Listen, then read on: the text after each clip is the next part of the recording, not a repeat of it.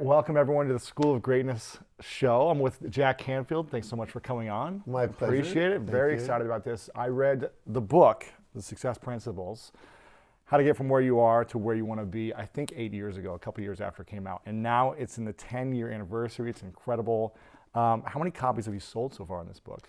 I think in the first book, we're just under 1 million copies in America, and around the world, probably, we're in 27 languages, so somewhere over 1 million plus. Amazing. Yeah.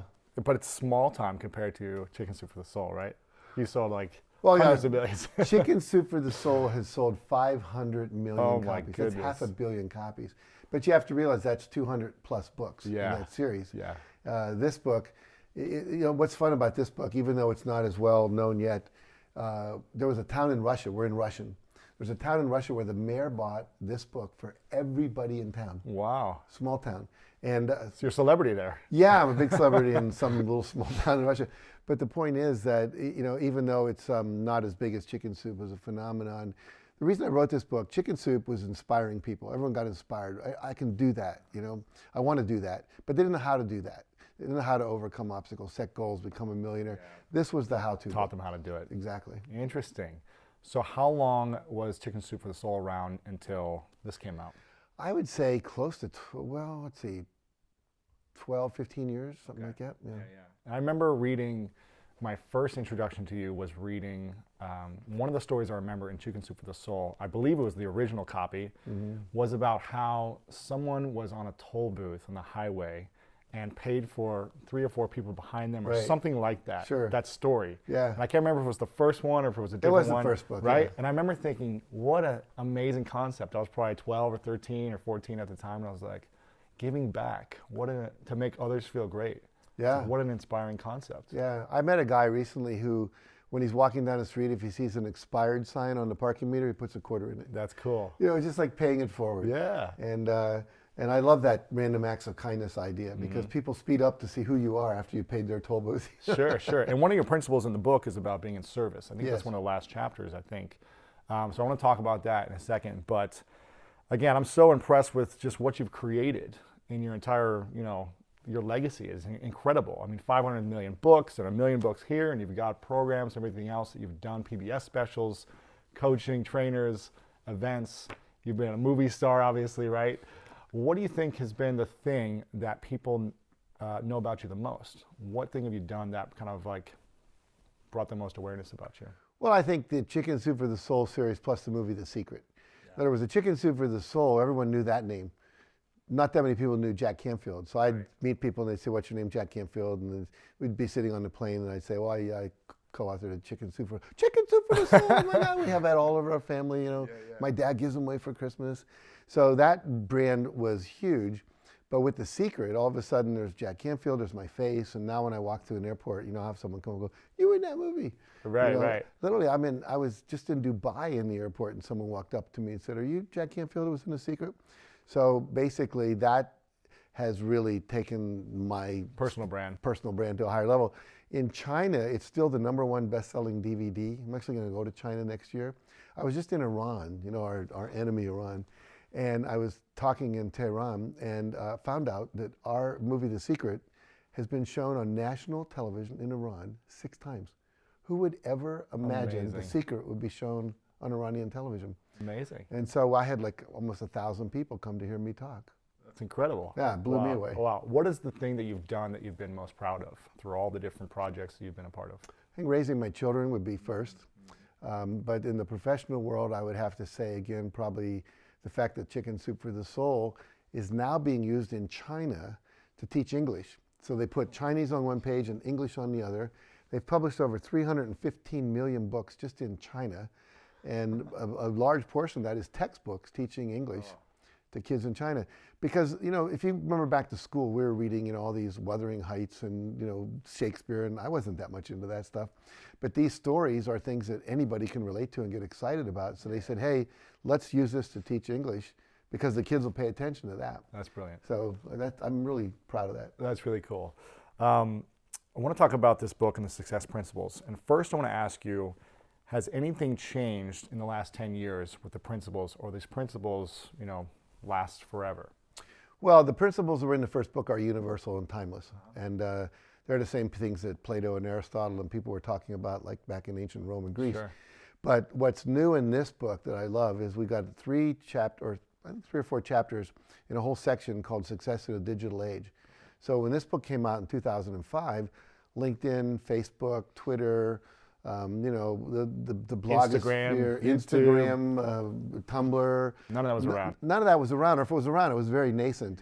Yeah. And the other thing is, people didn't have YouTube channels, and we didn't have crowdsourcing and crowdfunding and, GoFundIt.com and Indiegogo and all that. So we have a whole section that was a friend of mine named Moses Ma, who's a techno genius, who literally graduated from college in the Stanford group of all the people in Silicon Valley and made $10 million his first year on a video game he invented, that kind of world. Sure. And so he took all that money, went to India, meditated for a couple of years, came back, and now he's doing consciousness work through media. And so he helped me write those chapters, which is really very, very updated and new. And then we have a chapter on leadership that wasn't in there before, because people used to think of leaders as the president of the company, the supervisor, the politician. Yeah. But now we all need to be leaders. There's social causes we have to care about, like sustainability and all of that. We need leaders in our communities, leaders in our neighborhood. Yeah. Our families need leaders. So we all need to step up, and we talk about how to do that. And then there's a chapter in there, I don't know if you've ever met or heard of Ivan Meisner, who started BNI, Business Network International. He has 6,500 chapters of that around the world that he's created just in the last, 20, 30 years. Incredible. And he has a whole chapter I asked. This is the first time I've had a guest chapter where on how to network effectively. For instance, most people when they go to a networking event start trying to promote themselves. Yeah. And he says it's absolutely totally wrong. You have to go from what he calls visibility to credibility to profitability. And so if I come to a networking meeting and I say, hi, what do you do? Well, I clean rugs. Here's my card. If you ever need rugs cleaned, call me. He's just like, eh. The wrong way. But if I come in and say, hey, what are you up to? And you tell me some project you're working on, and I say, how can I help you? And then I actually do the thing I said I was going to do. Now I have credibility as someone who follows through. Now that I've done some contribution to you, I can come to you and say, hey, you know any friends who need their carpets cleaned? I'd love to be the guy that does that since I've helped you. And you can do that. Right. And the other thing I learned from Ivan that was cool is we're sitting here in what's called an open two. In other words, we're not face to face. We've got 45-degree angle. So most people at a networking party or a networking event or networking just in general, a cocktail party, they're like this. There's no room for anyone to get in. So if we have this open space always, then someone walks in, we can go like this and invite them in. Now we've expanded our network. And the other thing he taught, and I love it, is that when you go to a networking event, a lot of people are shy. They don't know how to introduce themselves. Pretend it's your party. If you were throwing a party at your home, you just welcome people and say, hi, how you doing? What's going on in your life? So stand near the doors. People come in and say, hi, my name's Jack Canfield. What's yours? You tell me. I say, what business are you in? And we start talking, and then I kind of usher you into the room and wait for the next person. Now I'm the host instead of somebody who's sitting there trying to do business. So act like it's your party. Act like it's your party to get you over. That really has helped me, because I've even been invited to speak places, and then there's a cocktail party before, and I remember for years I would be standing around going like, well, what do I do now? Right. And now I act like I'm the host, and it's made it so much easier. Introduce people, exactly. Connect them, yeah. That's cool, I like that. Let's go into some of the principles, the fundamentals of success. Sure. And I think you talk about being clear as one of the first things, and having a clear vision, right? Because if you can't be successful without a vision and being clear. Well, you have to first take 100% responsibility for your life, give up being a victim. Then you have to get clear about what is my purpose. I believe each person has a purpose they were born with, whether it's to be a mechanic or a chef or to be a doctor or to do what we do, which is empower and enlighten people through the work we do. And so once you've got that, you have to have a clear vision of what would you like your life to look like, both in the business world, in your social world, in your relationships, your health and fitness, your travel and fun, all of that. So we have 7 areas of your life which we say, let's pretend that you can have anything you want, no holds barred. God comes down and says, you're chosen, you won the lottery, you get the life you want, what would you do? And you go, oh, I'd like to live in this house in Malibu, I'd like to live on the ocean, I want to have 3 kids, I want to be able to travel to Europe 5 times a year, whatever it is, write it down. And then using things like visualization and affirmations, you can start turbocharging that vision with intention, and then some of the tools that come out of the law of attraction work and so forth. But you first have to know where you're going. I liken it to a GPS system in a car. Here we are in Santa Barbara. Right. You live in LA somewhere. Windy roads to get back here. Yeah. But if you have a GPS and it says 929 Via Fruteria or whatever, you're GPS system will tell you how to get there. Now, when you left LA, you did not know exactly where you were going. You just trusted a GPS to say turn left, turn right, turn left. Your subconscious mind works the exact same way. It is a programmable GPS system that will figure out the path if you program it correctly, which is putting in a vision of the destination. That's all you have to do. Interesting. But a lot of people feel a lot of fear because they're of the unknown of what's going to happen or that they might fail if they have a big dream, right? So what is fear to you, and how does someone overcome that fear? Well, here's the deal. You know, basically fear is, I love this word, the guy who wrote the book, Dune, said fear is the mind killer. Fear takes you back into the amygdala, which is in the limbic system of your brain. You want to be in the prefrontal cortex, which is where the executive functions, where spiritual insights, where wisdom occurs, where rational, logical thinking occurs. So basically, as soon as I get into fear, I go back into this primal fight or flight or freeze place. And so I want to be up here. So, you know, basically, we now have technology called Eft Tapping. I'm sure you're familiar with it. Nick Ordner and all those guys. And literally 9 acupuncture points, you tap on those in a sequence for maybe 5 minutes, 7 minutes, and the fear disappears. It literally dissolves. There's absolutely no reason for anyone to be in fear. Now, the value of setting a goal is to watch all these fears come up. I refer to it as a, you ever played the game Whack-A-Mole at the mall? You got heads come, you got to whack them before they go back down. So we want to surface those fears so we can whack them using EFT and other technologies that are out there, neuro-linguistic programming and so forth. But now we have this science that just literally you don't have to be stopped. The other thing, a friend of mine just wrote a book called the Fear Cure, or The Cure for Fear, one of those. And she talked about one of the biggest fears is of the unknown and uncertainty of the future. But everything's uncertain.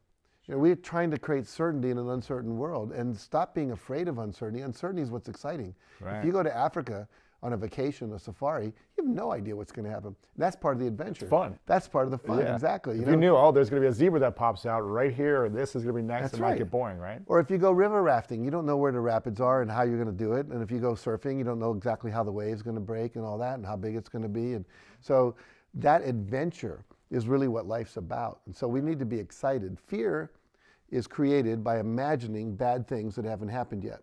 So fantasized experiences appearing real, everyone always says that. Someone else recently said, forget everything and run. But, but I think that if you realize that you're creating your own fear by imagining a bad thing, if there's a recession, I'll lose my house. Why not go, if there was a recession, I'm going to make more money because there's going to be opportunities and we're going to be able to pay our house off faster. Zig Ziglar said, worrying is negative goal setting. And all you have to do is use that same power to think and visualize to create a positive outcome instead of a negative, and then the fear disappears. And a quote of yours, I believe is in the book, is you say, everything you want is on the other side of fear. Absolutely. You know, we all live in our comfort zone. We want to be comfortable. When I was down in the rainforest a couple years ago with the Achuar Indians, I always wanted to go to the rainforest ever since I heard. How was it? It was so cool. It was really cool. We got to live with the Achuar Indians, which is an indigenous tribe, which is, had not had any connection with white people from the outer world until about 10 years ago, 15 years ago. And friends of mine are down now working with them to help preserve the rainforest. And I always wanted to go. And the trees are unbelievably huge. Roots are as tall as this building and go out like that. You can build a house inside the root system. Oh my goodness. There's army ants that are about that big, these leaf cutter ants, and you can see them just going across with all these little leaves waving. We got to swim in this river that was full of piranha, they told us later. But piranha don't eat you. They don't. They have a rule in the river, nothing attacks anything 6 times bigger than it is. Wow. And so if you are in a tide pool where there's no food and it's flooded and now it's stuck over there and you step in there, a piranha will bite you. But the river they're not going to. No, not at all. We had so much fun. It was so delightful to be in that nature. So the point is, everything is an adventure, and we have to think of it that way, or we're going to be victims. And one of the other principles you talk about is how to transform yourself for success. So tell me about the people we surround ourselves with, and how do people influence us in a positive way of achieving our goals or keeping us back into victim mode? I don't know if your parents ever said this to you, but mine did. They always said, I don't want you hanging out with those kids. They're a bad influence. Sure, yeah. Yeah. So that doesn't stop when you're 18, right? So there are certain people who are negative, curmudgeonly, whiners, complainers, and blamers, that if you hang out with them, that's who you become. Yeah. And you look at any bar, all bars have a personality to them. There's bars on Lower State Street in Santa Barbara here where the lower economic class hangs out and they just bitch and moan about how bad everything is. Right. There's bars further up the street where the people that are more successful hang out, and they're just doing deals and talking about all the great things that happened that day. Having fun. Having fun. They're networking and brainstorming with each other, introducing each other to opportunities. So basically, you become the average of the 5 people you spend the most time with. Yeah. Like I remember Mark asked this one guy who owns Evergreen Airlines to if he could give him an idea that he thought might work for him. And he said, well, if I take it, how much money do you think I might make? He says, oh, a couple million. He says, Mark, I can't even consider an idea that won't make me $100 million. Oh my gosh. It's just below my threshold It's to not play. worth it. Yeah. You know, so now most of us, that's a very rarefied atmosphere. Most people listening to this aren't there. But just to give you an example, there's a friend of mine who, now a friend, just died recently, but I didn't know him at the time. His name was Lou Tice, and he ran the Pacific Institute and teaches a lot of stuff we do. And he was making, again, like, you know, a lot of money, and his clients included the Navy, you know, the government of Denmark, you know, that kind of stuff. Yeah, yeah. And I said, I want to learn what he's doing. He's playing at a bigger level than I am. So I called him up, and I said to him, Lou, if you're ever in LA, this was when I was in my 30s, I said, could I be your chauffeur?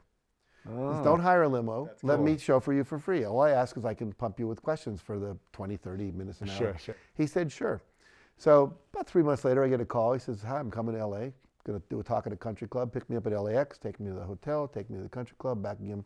So I did. And I peppered him with like, what'd you do? How'd you do this? How'd you do that? And he told me. So about a year later, we both bid for a contract. It was $875,000 contract to educate people on welfare in California based on these success principles to get them off welfare. And we were the final 2 competitors, Pacific Institute, and we won. Oh, wow. And so he was very gracious. He sent me a nice note. He says, you're a good student. That's great. He should have held back some of his secrets.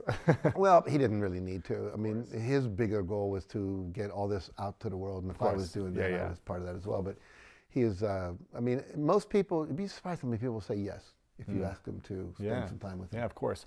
I want to speak into the mastermind part, because when I did my first mastermind probably 5-6 years ago, when I had no clue what was going on, I think in our company, I was just starting out in business. We did around, I think, $250,000 in sales for like the first 6 months of our business. And then it was the end of the year, we went to this mastermind of these online marketers, and a lot of them were making 5 to 10 million. And within the next month, the relationships we built from that mastermind, we did $250,000 in sales in that next month, just from 5 relationships in the mastermind. Right. And that year we broke $1 million. And it was just like all accelerated after being around people who were at that next level. So I can definitely speak into that. Yeah, I mean, you're living proof of it, exactly. It's extremely powerful. And if you're not in a mastermind, make sure to join one and find one and become a part of it. Or get a mentor, you know, find somebody who's done what you want to do, and whether it's being in person with them or reading their book or listening to their home study course or their podcast. Excuse me. But whatever it is, people have already done. Tony Robbins says success leaves clues. I love that. You know, and so everyone who's ever been successful has left some kind of clue. There's a manual, a franchise operation manual, a workbook they wrote, you know, a seminar they're leading, a boot camp. Go, get educated. And I have a chapter in the book called Learn More to Earn More. You know, Brian Tracy always talks about the idea that if you want to make more money, become more valuable. Have more impact that you can give somebody that will affect their life in a positive way. Whether it's your employer or people like us to our clients, the more I know, the more I can support people. I mean, I have people now who are they own companies worth $600 million. And they'll come to a retreat with me just so they can do tapping with me to overcome some fear they have. Some stress or whatever, Yeah, one guy, he was from Czechoslovakia, Pavel, and he had this huge company, and he was totally miserable. And he, basically, as a result of all this work we did, he sold 2 of his companies. He hired some people to run his other companies. He always wanted to be a cyclist, hired Lance Armstrong, cycling coach, and now he's won 2 cycling races in the Pyrenees in Europe. So, and he's in his 60s. So why not have a balanced life? Sure. Now, who were your mentors growing up or in your early career? Well, my first mentor was a man named W. Clement Stone. He was a friend of Napoleon Hill, and they wrote a book together, actually, called The Success System That Never Fails. And Napoleon Hill, we all know from Think and Grow Rich. And so he mentored me for about 2 years when I worked at his foundation. I was teaching teachers how to teach this stuff to kids to raise their self-esteem and teach them how to be successful. his big phrase was, success is not a 4-letter word. You know, it's like most people think success is bad. You know, money's bad and success is bad. Yeah, especially back in the 60s and 70s when everyone was a hippie and the counterculture Sure. and all that going on. So another mentor of mine was Jesse Jackson, who was a contemporary of Martin Luther King. I used to go to his church when I lived in Chicago. Wow. I was teaching in an all-black inner-city school because I was part of the civil rights movement, wanted to make a difference. And I remember one day I watched him, you know, he always had people like Sidney Poitier and Bill Cosby would come in, you know, sure. and all these stars. And I remember standing on the edge of the church because I got there late, so I didn't have a seat.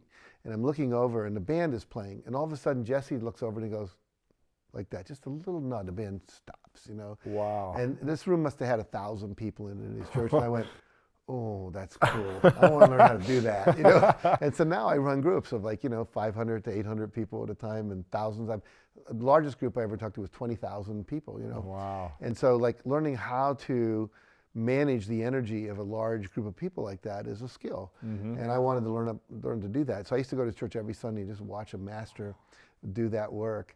And then I've had masters along the way that I've worked with in terms of, I used to be a psychotherapist, people that have taught me, you know, marketing, people that have been gurus for me in terms of my own relationships, John Gray, for instance. And I think you should always have somebody who knows more than you do about something teaching you that, so you can keep expanding your capacity in life. Well, I mean, you teach so many people. Millions of people now look up to you and are inspired by your work. So who is now your inspiration, or do you have a mentor still? I don't have a mentor as such, but I have a lot of people. Mastermind group. I learn from everybody. I mean, Gary Vaynerchuk, you know, jab, Gary. jab, right hook. And I go, he's a good friend, that's very cool. I learned from that. So I started changing how I did social media. That's cool. So, you know, it's like I don't have one mentor that I look to, but I have a lot of people. And I think what's fun is that people in their 30s and early 40s, and I'm 70 today. Wow. These are my mentors now, because they grew up in a different mindset with the digital age, and I love learning from them. That's awesome. Really inspiring. In the Transform Yourself for Success part, you talk about completing the past and embrace the future. What do you mean by that, completing the past? Well, we all have a lot of past experiences that we haven't let go of. Usually we're carrying resentment or guilt and anger, irritation, whatever. And so in order to be free to move forward, think of it like this. Imagine if you were walking down the beach and you had a belt around you, and behind that was like 17 anchors, and you're trying to walk down the beach pulling all these anchors. I want to cut those cords. Sure. And so all of your resentments, all of the people you're still upset with, your parents, people that, you know, might have even raped you, whatever. It's not that we condone their behavior, but we need to let go.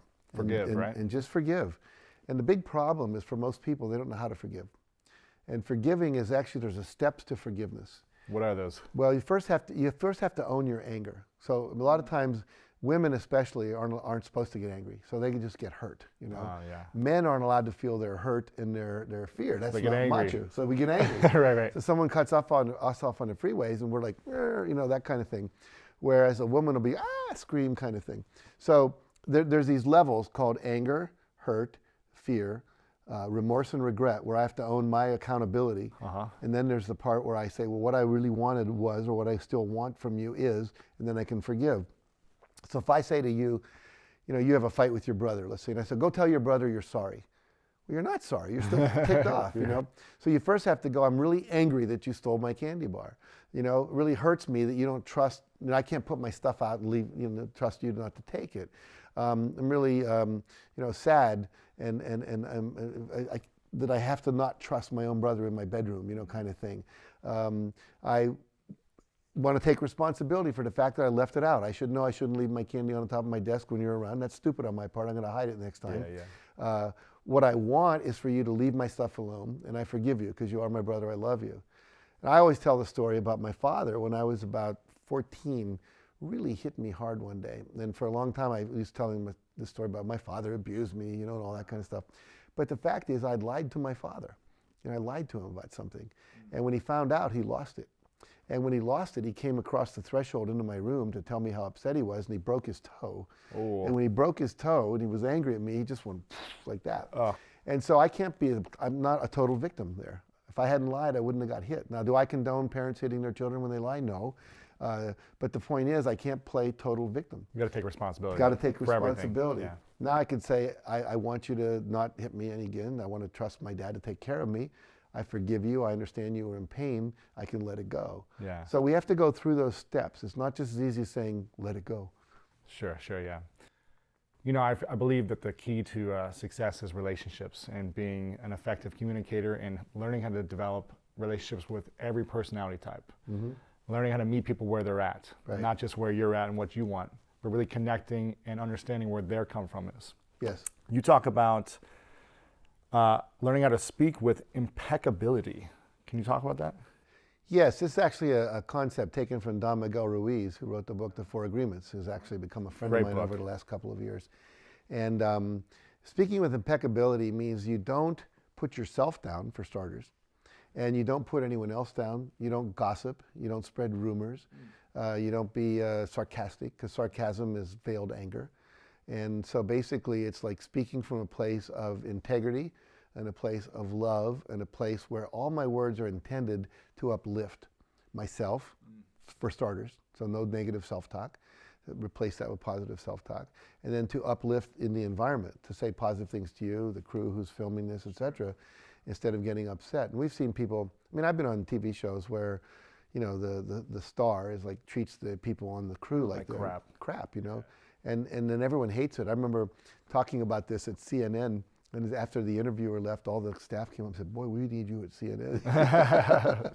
You know, so basically you want to be in a place where everything you say and do is contributing to the upliftment of people, not putting them down. So many people email me who listen to the podcast, and they come from a place of negative self-talk. Mm-hmm.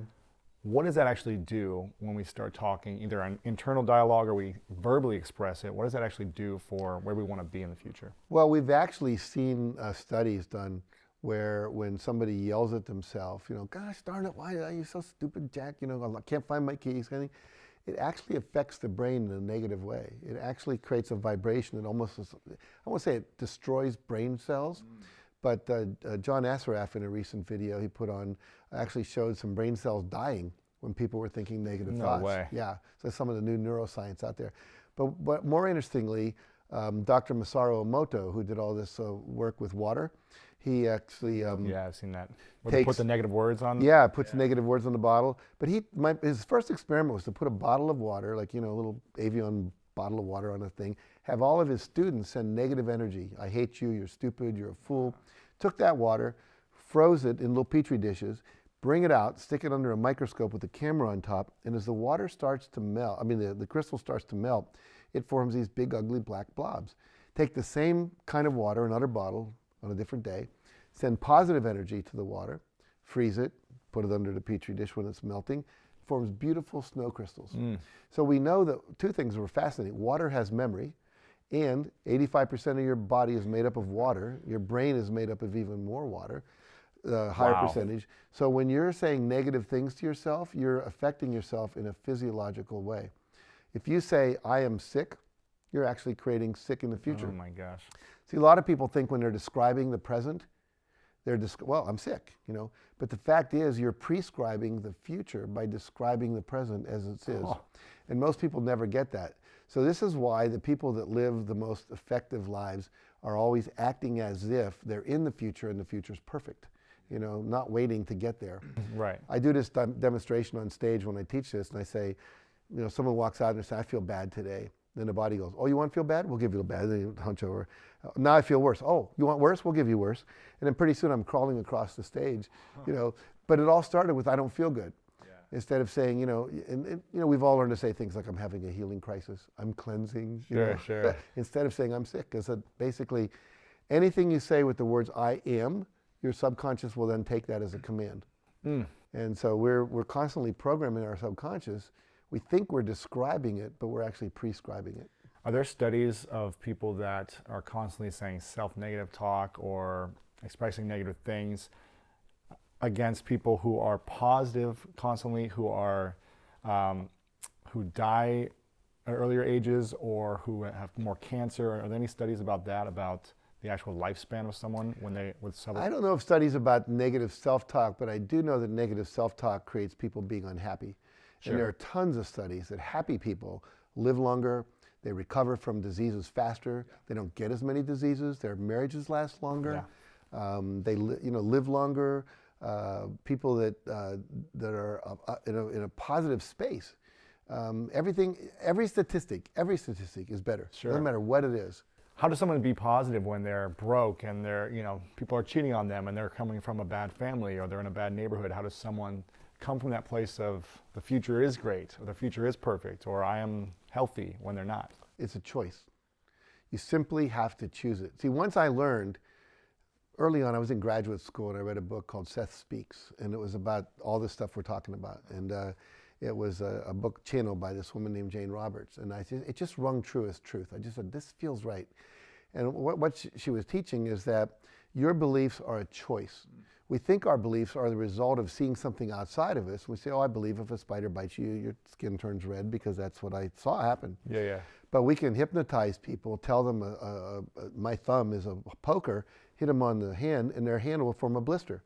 We can tell people that this is poison ivy and give them maple leaves, and they'll do that, and their skin will break out in a rash. Sure. Tell people the poison ivy is a maple leaf, run the poison ivy on it, nobody breaks out in a rash. Right. So we know that so much of our internal behavior and our feel-good is created by beliefs. Mm-hmm. Now, then the question I had was, well, what should I believe? What if I believe the wrong thing and I'm going to get myself in trouble? I was afraid to believe anything for a while. And then I realized the only beliefs that make any sense are the beliefs that will take you from where you are to where you want to go. So what are the beliefs that successful people believe? Look at Oprah Winfrey, born into poverty, sexually abused as a child, but she believed that she could get to where she wanted to go. Someone else without that belief didn't try. So simply the belief, and it's a choice. Everything is a binary choice. You're either believing something that takes you where you want to go or something that takes you away from where you want to go. You're choosing love or you're choosing the opposite, which is fear. It's like it's a computer code, 0 or 1. Which do you want to choose? Now you have to become conscious because most people around you are unconscious and they're just agreeing with everything that's negative. Sure. That's why you want to hang out with positive people. Right. But if you read books like this, if you go to seminars and you meditate and you listen to podcasts, surround yourself with positive energy, pretty soon you get engulfed in this positive thinking and then all of a sudden your life transforms. Right. How does someone practice uncommon appreciation and what does that exactly mean? Well, uncommon appreciation, most people don't appreciate anybody. Most people are always focused on what they don't have. I took my son to Africa when he was 16 and we went to Cameroon and we spent 12 days traveling around the country. And this is a kid who grew up in the house that we're filming this in. It's a pretty nice place, and he had everything you could possibly want, which I'm now not sure was the best idea. And we get to Africa, and he realizes, he's always going like, I don't have the latest designer shirt, my jeans aren't cool. Get to Africa, he says, Dad, these people are happier than me. They have nothing. They don't even have T-shirts. I complain about the stain on my shirt. They don't have shirts. And it changed his life. It really transitioned him. And so we have to realize that we have so much to be grateful for. So much. And so uncommon appreciation in relationship means, for me, at least 5 times a day verbally appreciating somebody for something, and whether it's by phone, in person, and if I can't do that, then send an email. So I used to walk around with a 3x5 card, and I had these daily disciplines of success. Appreciate 5 people, meditate, drink 12 glasses of water, go to bed by 11 o'clock, whatever. Wow. And I had to check everything off before I could go to bed. And sometimes I'd get to my 5 appreciations and I hadn't done it. So I'd send emails to people because it was like 1 in the morning or something. But you get into the attitude of appreciating. Yeah. And also then you can just have an attitude of gratitude about everything. If you look around this room, everything in here was created by somebody else. That painting was painted by a Vietnamese artist. That statue was carved by someone in Malaysia or Tibet. This fireplace was painted by a faux finisher. Somebody put this carpet down, somebody wove it, somebody grew the sheep for it. There's so much to be grateful for. Yeah. And I was just in India and, wood floors, tin roofs, people sleeping on the streets, and you go, oh, thank God. But we forget. And so if you express gratitude for what you have, then you get more to be grateful for. That's the law of attraction. That's amazing, yeah. How does someone practice gratitude when they feel like they have nothing still, though? Like, how does someone come from that place? Well, my favorite story about that is Joe Vitale, who was in the movie The Secret. And he said he was somewhere in Texas, I think Austin, might have been Dallas, Fort Worth. He was down the bottom of the bottom. He was living in one of those like $79 a month apartments with like one table that was like plastic with plastic chairs and light bulb hanging out, a mattress on the floor with 2 sheets. Just the worst. Yeah. And he said, he borrowed a book from the library and it said to be grateful. He said, what the hell do I have to be grateful for? I got a pencil and a piece of paper. That's about it. And then he said, well, if there was something to be grateful for, what would it be? He says, well, I got a pencil. I could write down my goals. I could send a love letter.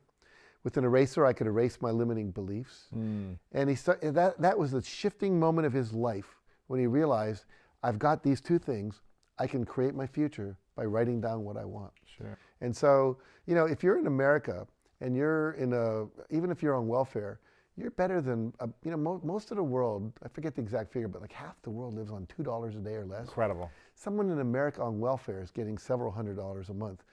Sure. And they got radio they can listen to, more likely they cell have phones, TV, they got a cell phone. Yeah. And here's another statistic.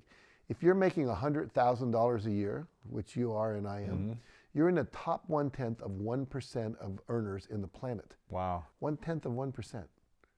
That's a lot to be grateful for. Lots to be grateful for. There's a lot of people who make money who are very ungrateful and unhappy. Yeah. They're comparing themselves to something they don't have. So start focusing on what you do have and feel great joy for that. And then the weird law is you get more. Yeah. And when you're focusing on what you don't have, even when you have a lot, well, I don't have that latest Ferrari. Sure. I don't have that $52,000 watch. All you have to do is walk through the airport in Dubai and you could get very depressed if you were in that mental state. I saw a bottle of wine in the Dubai airport was being sold for $196,000. A bottle of wine. Oh my goodness. It's like a 1954 Chateau Lafite, whatever it was. Yeah. And it was like, oh my God, I'd like to taste that wine. Yeah. But I'm not going to take my money and spend it for that. For $50,000 a sip. No, you really.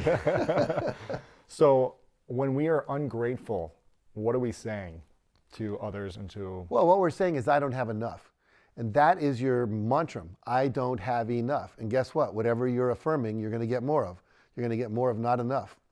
So abundance is focusing on what you do have. Just go walk down the street.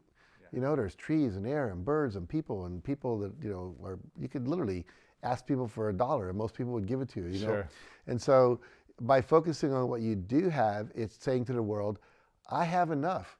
And then the reality is you're going to get more. Sure, It's just so bizarre how that works. Do you have an exercise or an example or homework for people about creating abundance in their life? Yeah, there's a number of things. Double Cummins Stone told me, always carry a $100 bill in your pocket. Huh. I have several in my pocket at the moment. So the reality is every time you go in, even if you don't have it to spend, you've got it in your pocket. Interesting. So you go and you go, oh yeah, I'm rich, I got $100. Wow. As opposed to you go, I've only got $12. So you don't ever want to be in that I've only got mentality. Just to opening it up and see nothing. Exactly. Interesting. So that was one thing. Another thing he told us to do was go down to the Chicago Stock Exchange when all these billionaires were coming out getting their limos, say, thank you for being a model of abundance. Thank you for modeling that it's possible to be wealthy. So we all did that one day. It was a little embarrassing, but it worked. But it worked. But the most important thing is to do what I call a Rampage of Appreciation, something I learned from the Abraham work of Esther and Jerry Hicks, where you take 5 minutes and just walk around your house, the hotel you're in, wherever you might be, and just start appreciating everything.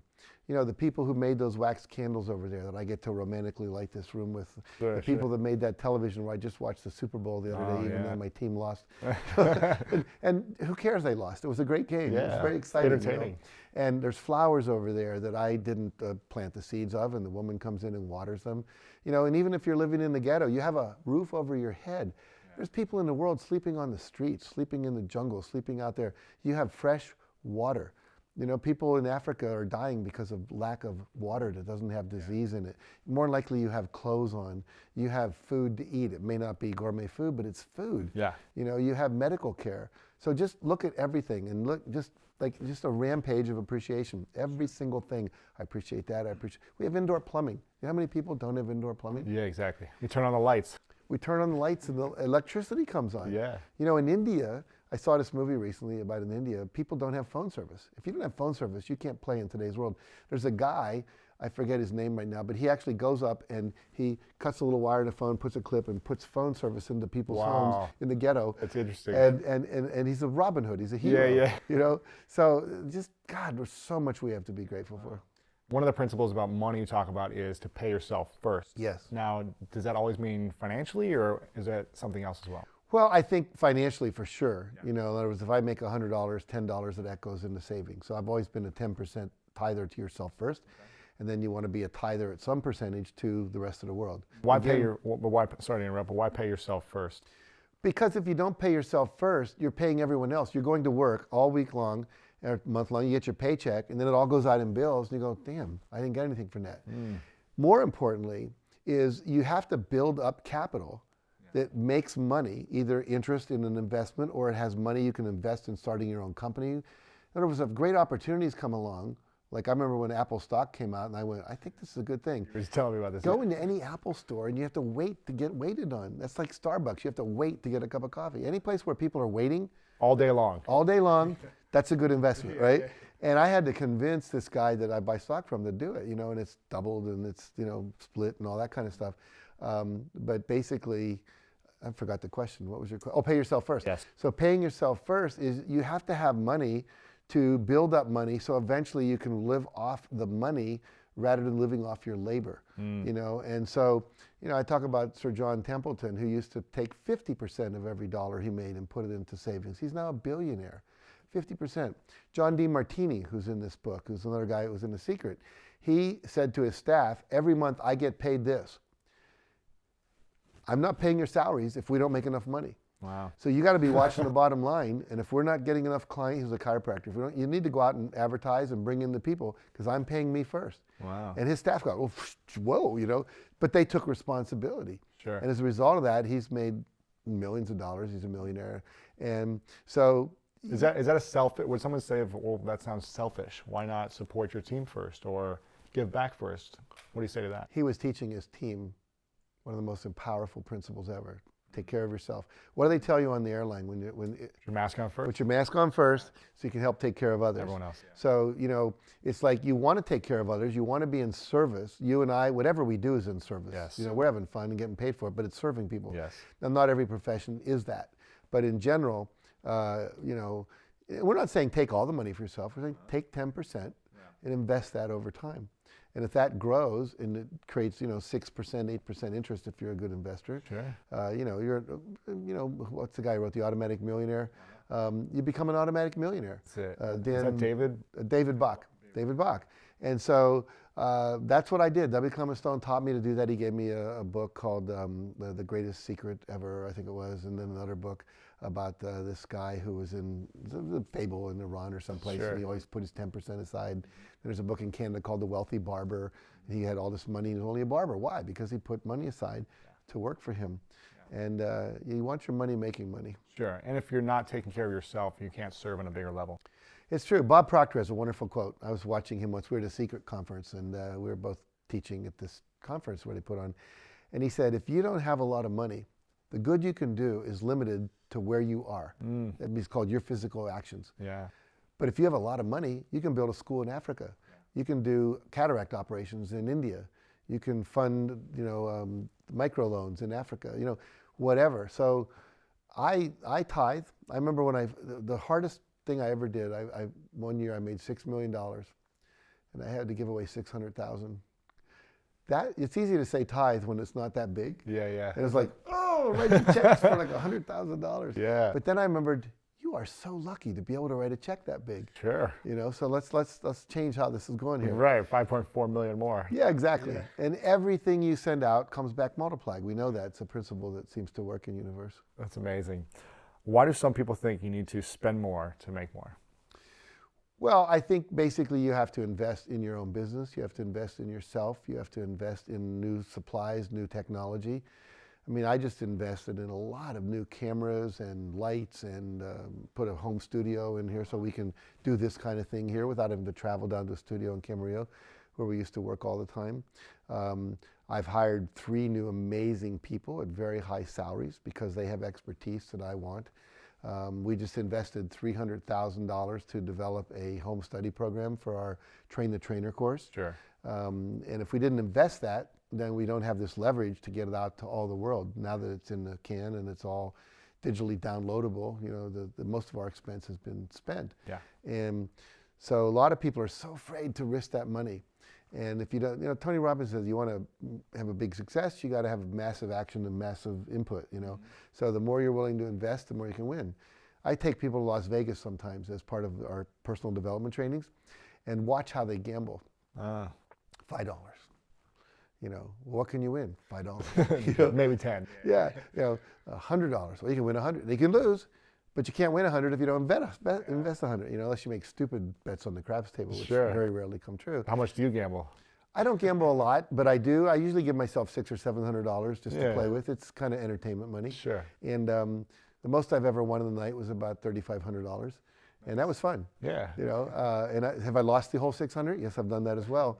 But again, it's like going out to, you know, you can spend that for 5 friends with a dinner at a good restaurant. You could have a sip of that wine for $600. There you go. Very cool. I want to transition into investing into the digital age. Yes. Because this is the last chapter, the newest chapter, I should say, in the book. Yeah. Is the digital age. And you talk about embracing change. And do you feel like people should embrace change when it comes to technology? Absolutely, absolutely. You have to embrace all change or it's going to wash over you in a bad way. It's like being on a surfboard out in the ocean. If the big wave comes and you're not paddling soon enough, you're just going to get either bounced around a lot or you're going to get tumbled over in the surf, and it doesn't feel good. I was just in Hawaii watching that Jaws. You know, I've been there, yeah. 6 feet high, or 6-story high waves. I mean, that can kill you. Yeah. You're talking about tons of water coming down. So basically, you want to be able to see the trends coming. So that's why pay attention. Read things like Wired Magazine and Inc. Magazine and Fast Company and things like that, so you know what's happening in the world. And then when you see the trend coming, you want to get ahead of it so you can surf it rather than being overwhelmed by it. Sure. And you've got to, you know, there's so much now with all the digital stuff that's out there, LinkedIn, Facebook, you know, YouTube, et cetera. TED Talks. I mean, if you're in our business and you haven't done a TEDx talk by now, you're not taken very seriously. Right, you know? right. And so you just have to learn how to play that game. Crowdfunding, crowdsourcing. I write in the book about this coolest cooler that this guy developed. My friend did the design on that product. Did he? Yeah, he did the redesign for it. I love that. I was researching this when I was writing it, and I started watching the final weeks of this. You know, every day it was going up by another 100, 300,000. I ended up buying 2 of them. Someday I'll have me 2 too. coolest coolers, you know? And so here was a guy, his first time out, he couldn't even raise $50,000 to make a prototype. The next time, what was it, like $10 million or something? Yeah, it's crazy. It was like 100,000 the first time, and then it was 13.3 or 4. 13 million by the end, yeah. Yeah. And you know, and I can tell you story after story of friends of mine who've raised money for their cancer treatment on youfundit.com. Sure. People on Indiegogo it was a thing. They now are making solar panels to put on the highway, so that basically where is our sun all the time? On the highways. There's no trees over the super highways, and they're photovoltaic cells that they can create energy with, and they have little computers in them, so you can, the traffic, so if there's an accident, you can basically tell people right away, detour back there, slow down, whatever. Wow. And they raised $2 million to fund that project, you know. Robert Kiyosaki, in his last book, he crowdsourced all the chapters. He would put a chapter up, almost 1 million people would respond to it and say, this sucks, or this is good, or you ought to add this. And so not only did he have all these people excited because they were part of the book process, but the book was 20 times better because of crowdsourcing the information. Feedback. Yeah. That's and we have a story about a guy on eBay. eBay is, they have this thing called eBay Billionaires. And they have a conference for all these guys. He started out, his grandfather said, I don't want my pool table anymore. Would you like to sell it for me? He said, sure, I'll sell it for you. Goes on eBay, gets $600 for the pool table, gives his grandfather $300, keeps $300. He said, that was the easiest $300 I ever made. So he puts an ad in the local paper. If you have a pool table, I'll sell it, you know. Sure. And so he sold like 12 or 15 more of them, and then no more pool tables. So he starts importing them from China, and he's selling pool tables. Makes over $1 million a year selling pool tables imported from China on eBay instead of having to go to a pool table store. Amazing. And you know, there's story after story about the leverage of the internet and crowdsourcing and affiliate marketing and internet marketing. And if you're not paying attention to that, you're getting left behind. Yeah. So we're talking about change right now, and in the book you say there are 2 types of change. Can you speak into those changes and what those are? Well, there's cyclical change, which just occurs over and over. The seasons change, that kind of thing. And then there's totally disruptive change where everything changes, like the internet changed everything. Everything, the game, you know, the advent of the automobile changed everything. The development of the computer changed everything. Cell phones have changed everything. Airplanes have changed everything. So there are certain changes that we can plan for. We can plan for the change in the seasons. We now have research that shows about every 5 years we get some kind of recession. It doesn't have to be huge like the recent one, but if you know that's coming, you can kind of plan for that. Sure. So, investors, they see these cycles and they think about that. But then there's disruptive change, which sometimes you can't see coming. Sometimes you can. And if you can, you work with that. If you can't see it, you have to adapt as quickly as possible, right, and know that it's not the same game anymore. I mean, when television happened, it changed the game. Everything. Everything is like now the fact that on-demand television, that changed advertising. The internet changed advertising. So you have to keep paying attention. The problem with us, we are kind of built to resist change. Why is that? Well, change used to signal danger. So if you were a caveman and you were walking on your normal path back to your cave and you saw some rustling in the leaves over there that never was rustling before, that's probably a scary animal that can eat you, And so you had to be really careful. Anything that was different, you had to pay attention to. Sure. Well, that kind of stuff doesn't happen much anymore unless a hurricane comes through and wipes you out, or a tsunami or something. But basically, we still resist it. And like if you fold your hands like this, and then I ask people in my seminars to just move all the fingers up a notch so the other thumb's on top, how does that feel? Feels weird. Feels weird. Yeah. Feels uncomfortable. What does your body want to do? Put it back. Wants to put it back. So do that. How's that feel? Natural. Yeah. People go better, relief, whatever. So that's what changes. Yeah. Just that little bit of change is so uncomfortable, we don't want to do it. Sure. So we go back to the old ways. And I remember when I was growing up, they were going from rotary dial telephones, which some people can't even remember, to push button phones. Yeah, I remember. And people resisted it. Oh, yeah. And they used to have to go to the county fairs and say, okay, dial this number, and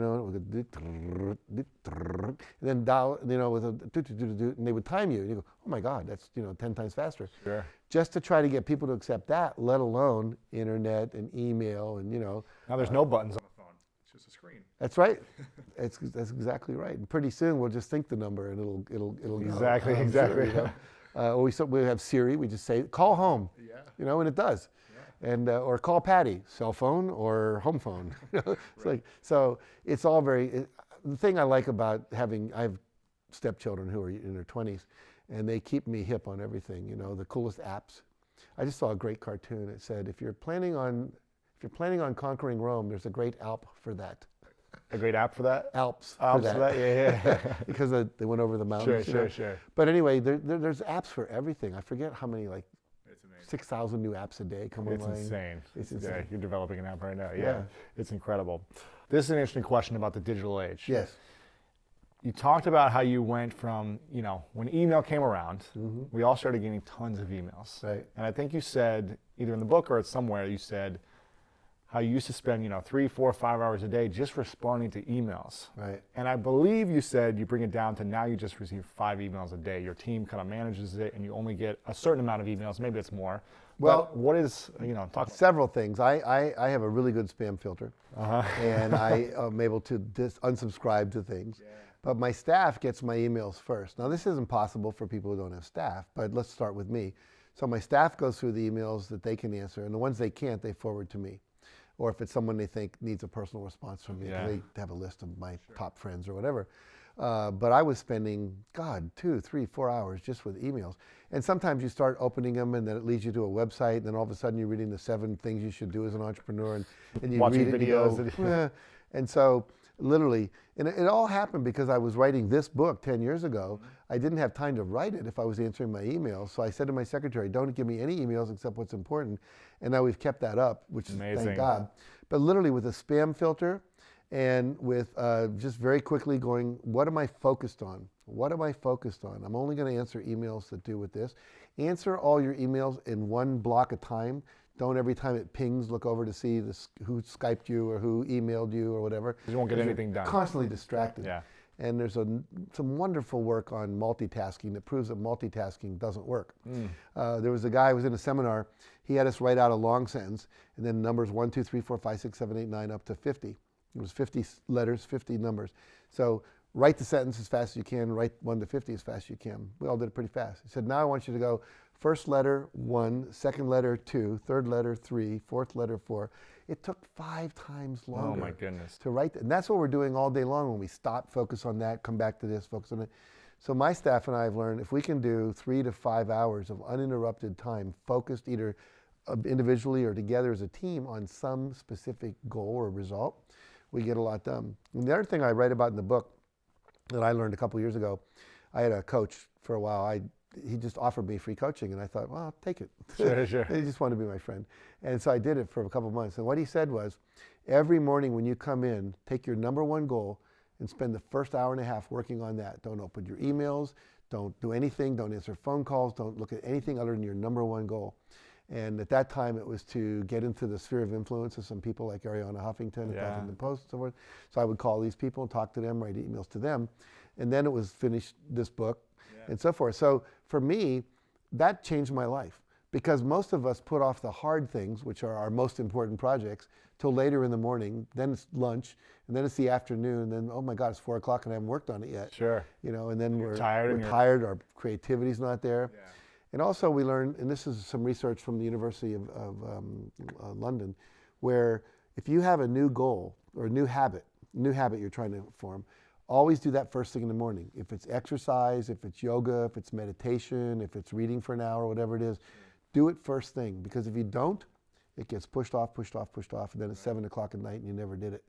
So what are your daily rituals in the morning and at night then? I'm always interested in that. In the morning I get up, and after I've gone to the bathroom and brushed my teeth, I sit down, I meditate for 20 minutes. I visualize for about another 5 minutes all my goals. I have them on cards, and on the back is a picture of the goal manifested. So it's like my little movable vision board, if you will. Interesting. Do you draw it, or is it like a cutout or something? Mostly I go to Google Images and I download an image and then I size it and then I print it and then I cut it and stick it on the back. I like this. So if it's Bali, a couple years ago I wanted to go to Bali, so I ended up cutting that out, and last year we ran a workshop in Bali. There you go. You know, and so whatever it is, I read the affirmation. I'm so happy and proud that I'm now finishing, you know, a course in Bali for 20 people, having earned $300,000 profit, because that's what we charge for that.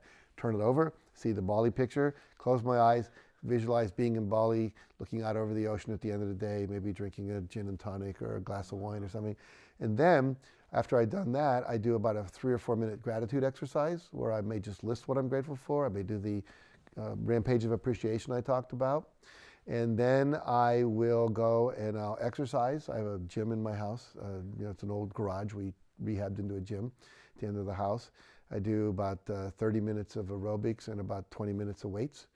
And then I take a shower. I have a blender drink with protein and God knows how many supplements we put in there.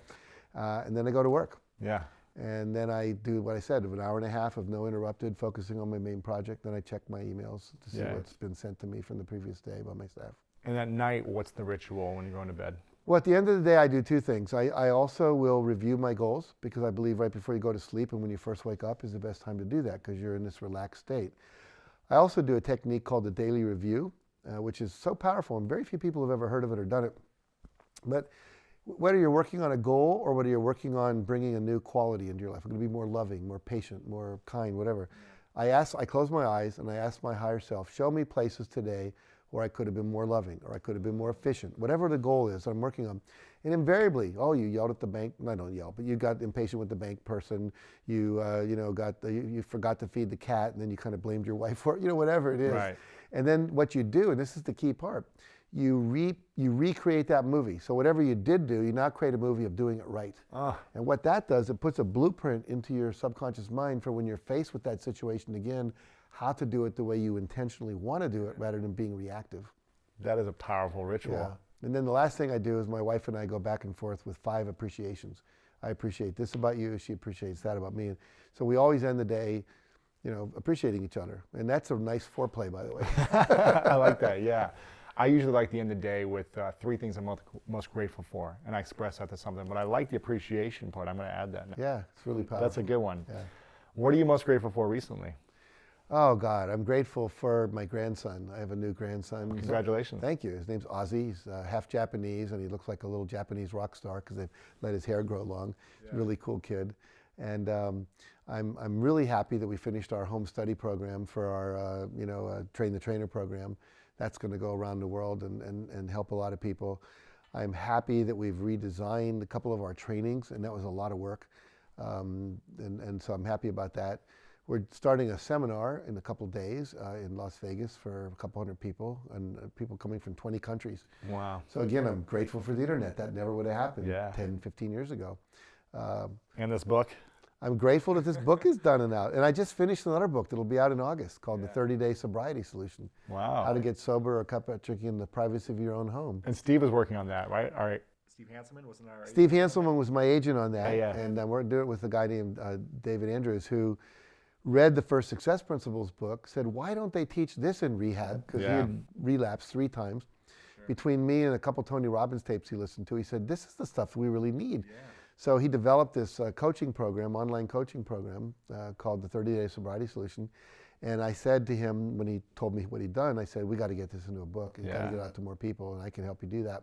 So we spent a good 3.5 months writing that book. And that just went to bed literally yesterday. We finished the final edits of the edits that were given to us by the editor at the publisher and got that back to them. Nice, congrats. So, thank you very much. So I'm happy about that. There's so many things to be happy about. Of course. What is the one, I got a couple questions left. Something that just came up for me. I'm wondering, what is the one lesson that you learned from your parents growing up that stands out the most right now?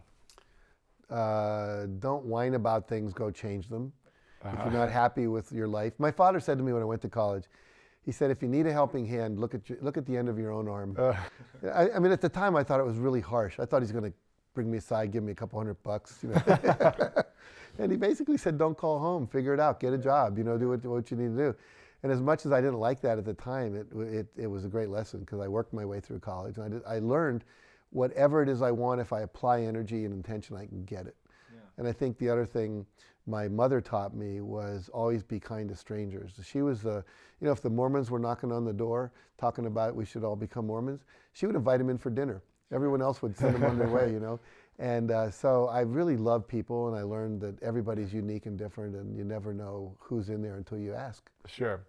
What are the 3 books that you would leave behind to your family at the end of the day? And you said there's 3 books I want you to read, and that was your last message.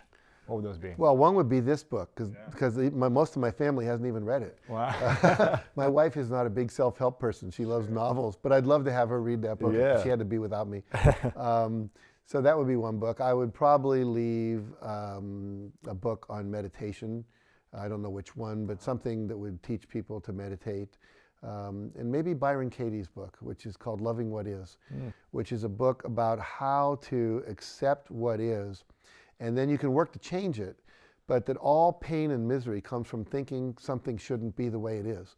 So we resist reality. And, you know, it's our thought that this shouldn't be that creates. You shouldn't do that. My husband should have done this, instead of that's what they did. And when I realized that most of my anger is me being upset with how other people just are. And normally when I'm upset with you, there's some part of me I'm not looking at. And so her book, Loving What Is just it's a treasure. And among the people who know her work, she walks on water, but everybody should know about that. That's cool. book. I'm going to check that. Loving What Is. Loving What Is. What's something small that you've done that maybe a lot of people don't know about or you haven't really talked about that you've been really proud of? Something small you've done in the world. Well, when I went to the rainforest, it was put on by the trip was put on by the Pachamama Alliance. In the rainforest, Pachamama means the earth, the sky, and all time. So it's everything, the universe.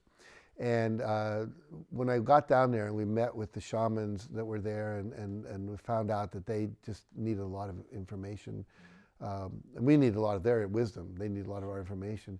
But I remember sending about 40 books on leadership to the tribal leaders living in the rainforest so that they could resist the government trying to come in and take over their land for oil exploration. And then I contributed over $100,000 to that organization. Wow. Which was the largest check I had written up until that point in time. I remember walking around for 2 weeks going, did I really do that? I think I really did that. You know? Give that much away? Exactly, give that much away. But I did. And I'm proud of what they've done as a result of that. If you saw the movie The Avatar, the people in that Avatar world, the blue people, they were like the people living in the rainforest. And they have this beautiful culture that's being destroyed by modernization. Right. And we need to preserve the rainforest. So behind the scenes, I do a lot of work like that. I do work here in town. I MC things for child abuse mediation, and I do a lot of pro bono work, which I don't brag about, but I figure we should give not only away 10% of our money, but 10% of our time. Interesting. That's great. Thank you for sharing that. Yeah, you're welcome.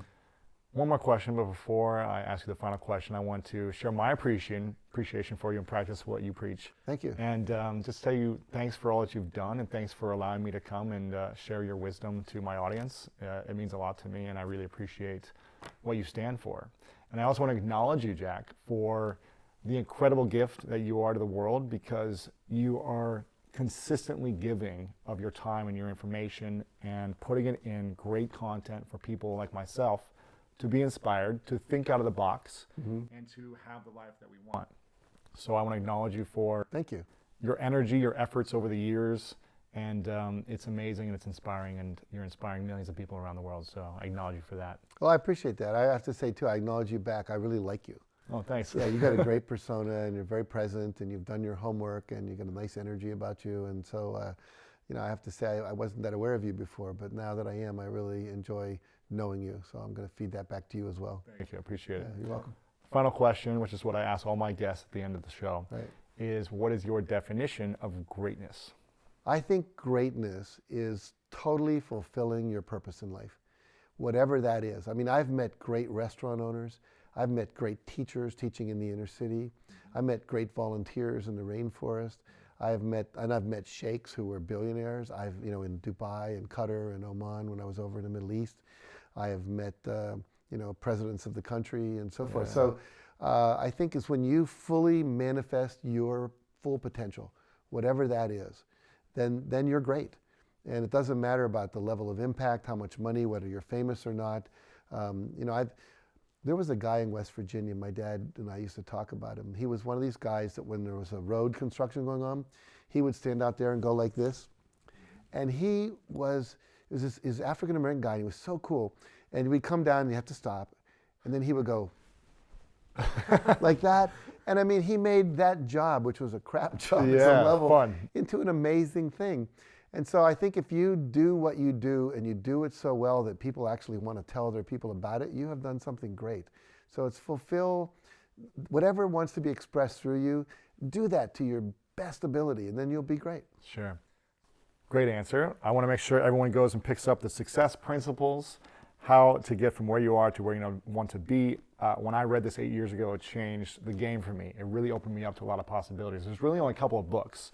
When I met Tony Robbins and went to his conference when I was 16, opened up a world of possibilities. And he walked up next to me, and it's just like his energy, I was like, I want to have that. Whatever that is, I want to have. Right.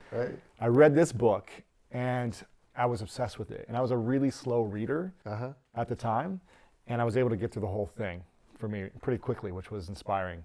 The third book was Tim Ferriss's 4-Hour Workweek, which we both know. I love that. And so make sure to pick up this book, and if there's anything you want to say about it. Well, what I want to say about it, you can normally go to Amazon.com or Barnes & Noble or your local bookstore, but if you go to thesuccessprinciplesbook.com, not only will you then be able to buy the book from Amazon, but you're going to go through this little portal called thesuccessprinciplesbook.com. You'll also be able to download an hour-long audio tape of me answering the most commonly asked questions that come up for people when they read the book, an hour-long video that is me teaching about goal setting and how to achieve your goals. You'll get a poster of the 5 daily disciplines of success you need to do. You'll get the first 2 chapters of the book. You can download them immediately, so while you're waiting for the book to come, you can start. And the first 2 chapters are very powerful. Very powerful. And you'll get a free instant cash guide from my co-author, Janet Schweitzer, who helps me with some of the chapters on the book. She's a really good writer. And she wrote a book called Instant Income. And so basically, if you're an entrepreneur, you want to get that as well. And you'll get enrolled in our 10-week course, where once a week we send you a video of about 4 minutes long. And if you do what's on that video for those 10 weeks, it literally is a transformative course, and it's free. Sure. So all of those things come with the book if you go to thesuccessprinciplesbook.com. Make sure to check it out. Get the book. Tell your friends. Share this video or podcast with a friend. Jack, thank you so much for coming on. I really appreciate you. This was so fun. I really enjoyed it. Thank you for coming up. Thank you.